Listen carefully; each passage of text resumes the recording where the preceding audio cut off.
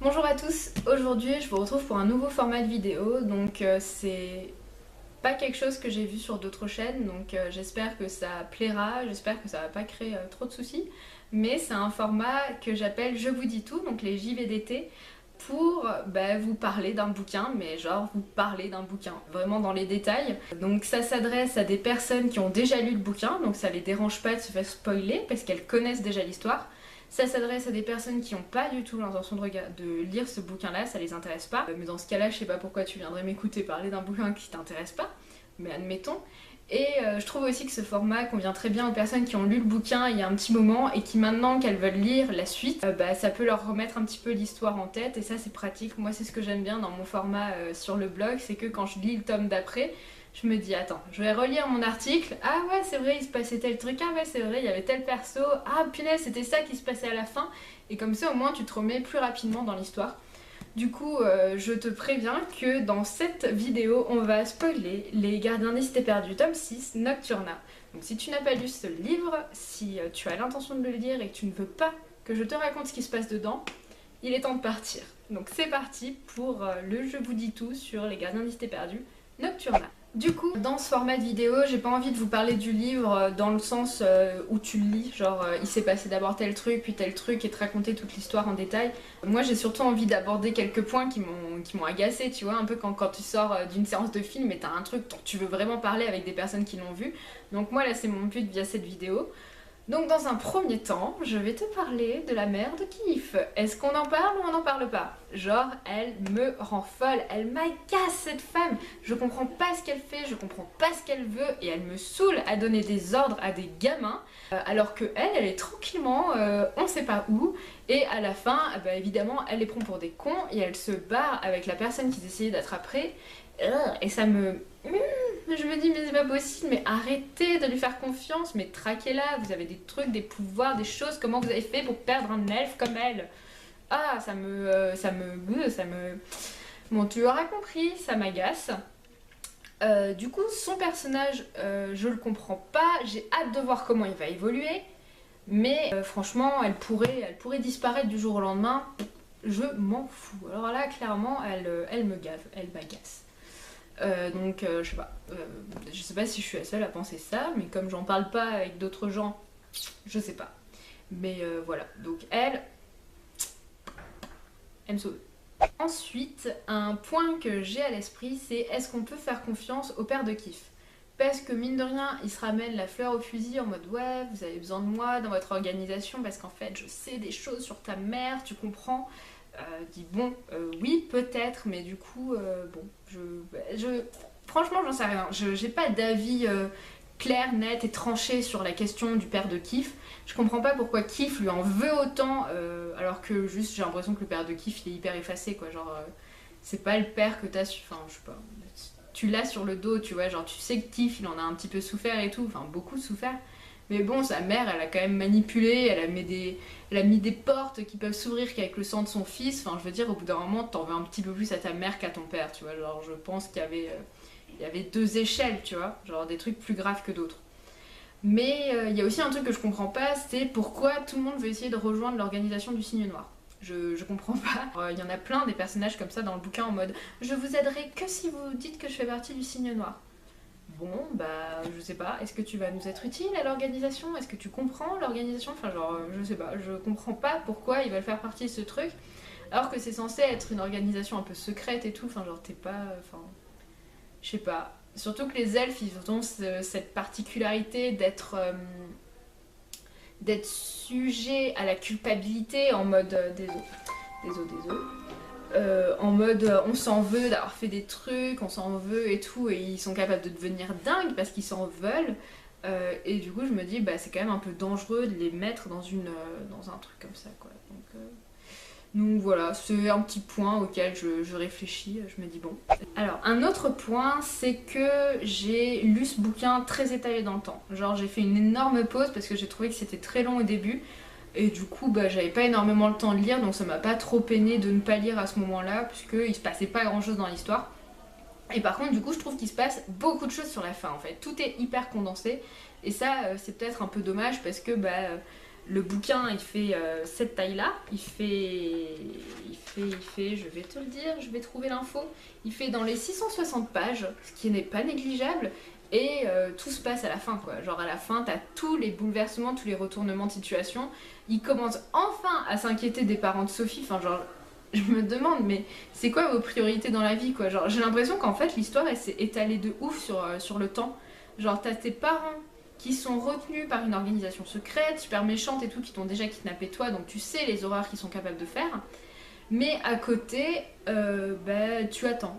Alors je sais qu'ils n'ont pas les informations pour pouvoir intervenir, hein, genre y a des soucis et tout, mais je trouve que quand même, avec toutes les recherches qu'ils font, ça m'a l'air hyper long. J'ai vraiment l'impression que pendant des mois, ils les ont laissés là dans un cachot en mode bah on n'arrive pas à vous retrouver, donc tant pis, ça attendra le temps qu'on trouve quoi.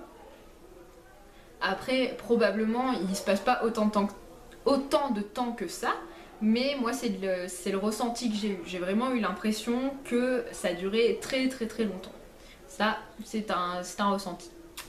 Le fait d'avoir étalé ma lecture sur plusieurs mois, parce que ça a duré des mois, ça fait que j'oubliais des fois certains noms de personnages, parce que dans ce tome, ils sont hyper nombreux et c'est trop marrant le fait qu'ils soient aussi nombreux que ça. Donc je sais pas si je vais réussir à retrouver une page, hein. Mais dans le bouquin, quand ils sont dans une pièce, genre le salon des parents de Sophie, t'as la narration où t'as, oui alors un tel, un tel, un tel, un tel et un tel sont présents dans la pièce, mais t'as deux lignes de noms pour te dire qui est présent et qui n'est pas présent dans la pièce. Mais genre c'est un comique, j'ai trouvé ça trop drôle. En vrai, je pense que ça peut agacer plusieurs personnes. Moi j'ai trouvé ça marrant parce que bah, c'est...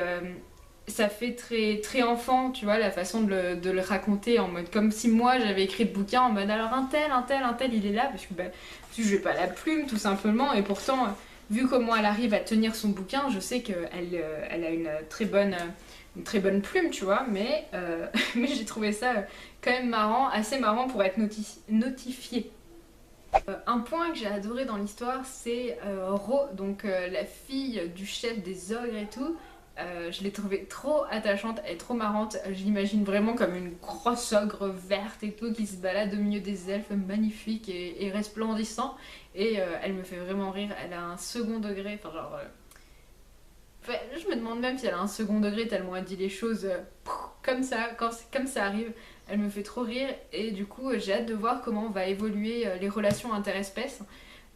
Et surtout qu'en ce moment notre confiance elle est très clairement ébranlée envers les elfes avec cette histoire de l'Atlantide qu'ils ont recouvert et ils ont expulsé les humains à cause d'elfes en fait. Genre c'est les humains qui ont trinqué pour une connerie qu'ont fait les elfes et ça genre tu te dis bon bah enfin il y a clairement une vérité à restaurer et c'est assez frustrant de voir que dans un monde aussi perfect que celui des elfes, ils arrivent encore à avoir des bavures comme ça. Surtout qu'il y a cette idée de comme ils s'en veulent, après ils culpabilisent, et bah, du coup ils s'effacent leurs souvenirs. Genre comme si rien ne s'était passé, et du coup il y a toute une espèce qui trinque pour ça, et c'est un peu bancal cette histoire, non? Genre bon, pas, pas ouf, pas ouf. Voilà. Après, j'ai trouvé que ce tome était très axé romance. Donc c'est pas pour me déplaire, hein, moi j'aime bien. Mais j'ai trouvé qu'au début, c'était un peu longué. Sophie pense souvent à Fitz en mode oui, je devrais lui raconter ce que je pense de lui, mes sentiments et tout. Et puis j'ai l'impression que d'une page à l'autre, en fait, elle arrête totalement de nous parler de Fitz et c'est clairement Kif qui prend le relais. Kif qui la drague, mais alors tellement ouvertement, c'est assez flagrant et je sais pas du tout comment ça va finir. Je sais pas si l'auteur a vraiment envie de donner une continuité dans cette histoire en mode histoire d'amour ou si ça va juste se passer au feeling entre deux aventures. Je sais pas trop. Moi j'étais à la base hyper attachée à Fitz parce que bah voilà ils sont je sais plus quel est le terme mais ils sont hyper alliés pour tout ce qui est télépathie et tout. Je crois que je dis de la merde. Je sais pas de la télépathie, mais enfin voilà, vous avez suivi. Mais d'un côté, Kif, il fait de plus en plus ses preuves et tu sens que quand il est sérieux, quand il arrête de faire des blagues de minutes, bah je l'aime bien moi aussi. Du coup, bon, on va voir comment ça évolue. Enfin, le tome 5, donc le tome précédent, le cliffhanger c'était en mode ses parents ont été enlevés et sa sœur se souvient d'elle. Genre j'étais trop choquée, j'avais trop envie de savoir la suite parce que je suis hyper attachée à la famille et du coup c'est le genre d'histoire qui me touche direct, tu vois.